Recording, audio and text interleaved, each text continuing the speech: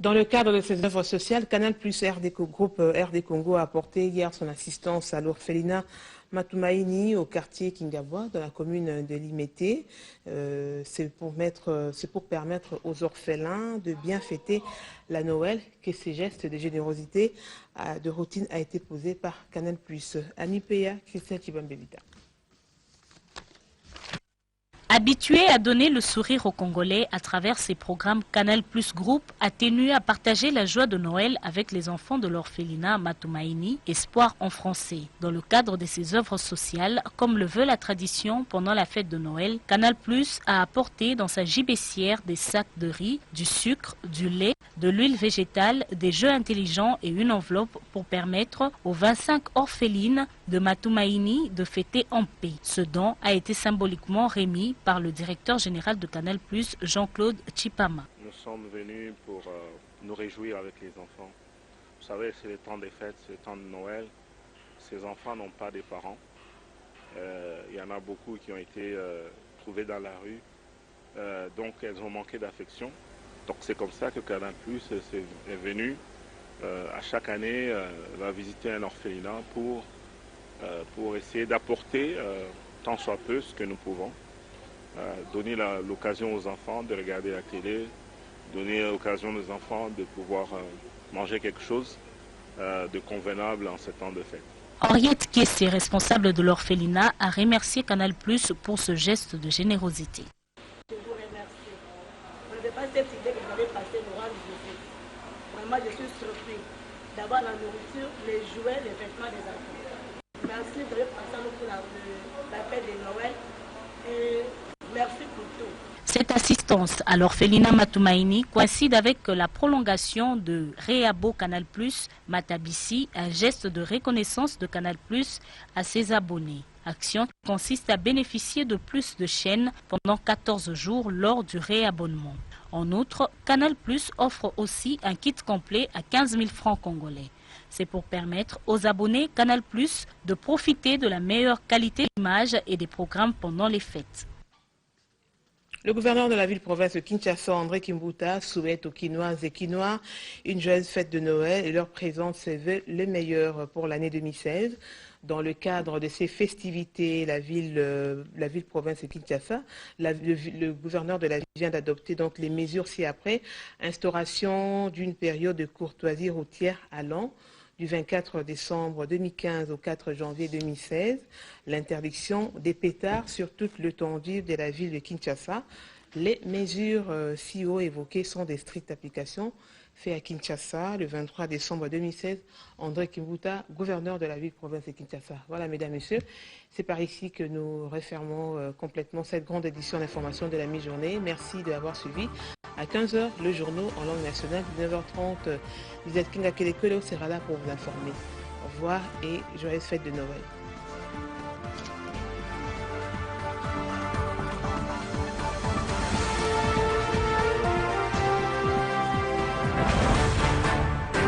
You can now send money home online with your trusted partner like Arim.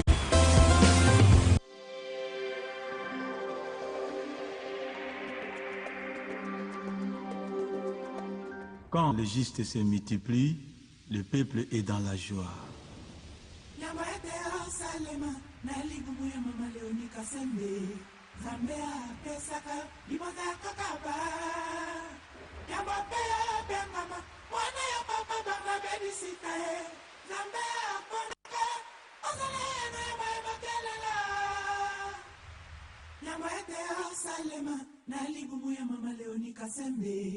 Zambea pesaka liboza kokaba Yamba pea bengama mwana ya papa barna bedisita Zambea ponaka ozale no ya Mère possible, la mère de multitude n'a pointe.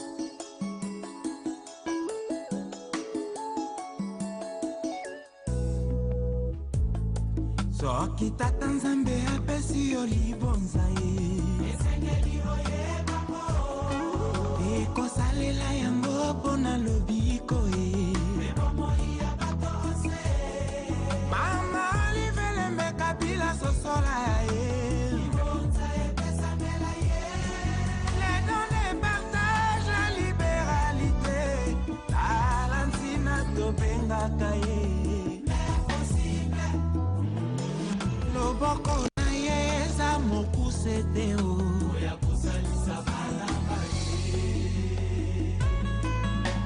misala malamu elobaka kasi oya mère possible ezande kombanga okitata nzambe apesi yo libonza ekosalela yango mpona lobiko mama olivelembe kabila sosola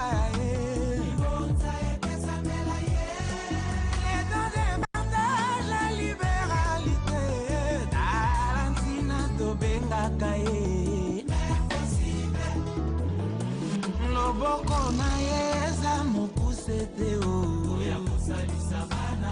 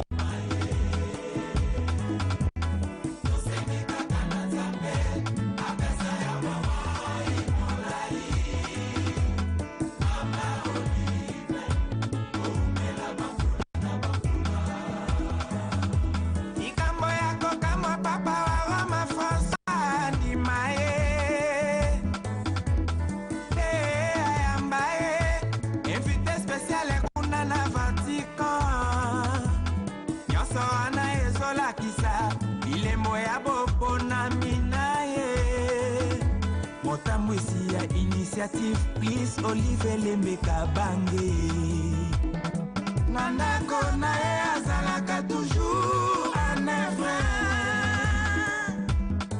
na bureau na ye azalaka toujours concentré à son travail na bilanga lemba te kosala maman Olive servante à Jésus-Christ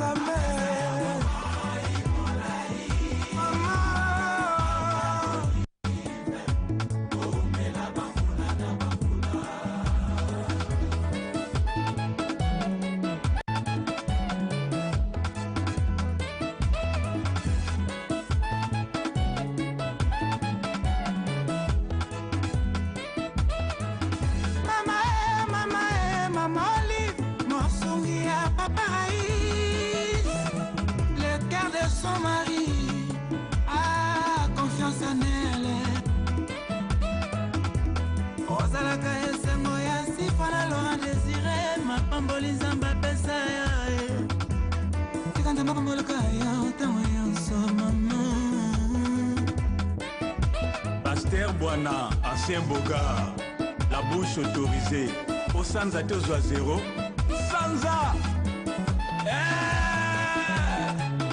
Teresa Kobeba, Teresa Indi, parce que Maman Marie Olive Lembe Kabila, mère possible, Baki Israël Soussou, la servante de Jésus-Christ, Oyo Adona Bakarisme Belé, première dame de première dame d'Afrique, l'épouse bien-aimée, il y a Joseph Kabila Kabange, fils de la Pédi.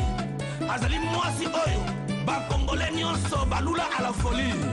Parce que Azali Nkolo ba œuvre sociale sur les pas de Dorcas Tabita, Esther. Mama Oyo, Congolais nyonso akorate la vie na ye. Yeyo! Azali Bamboli Amboka, Congolais kobukarate, moto akosa yote, mwana moke, kasi mayele ebele, Pape François Koutou.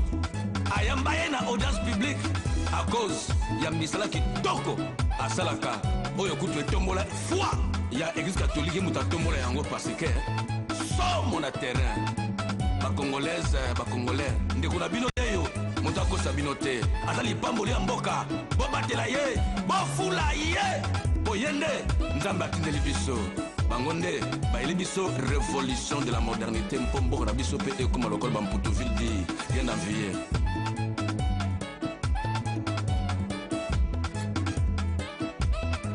Allez, nalela Olive Lembe Kabila Zambe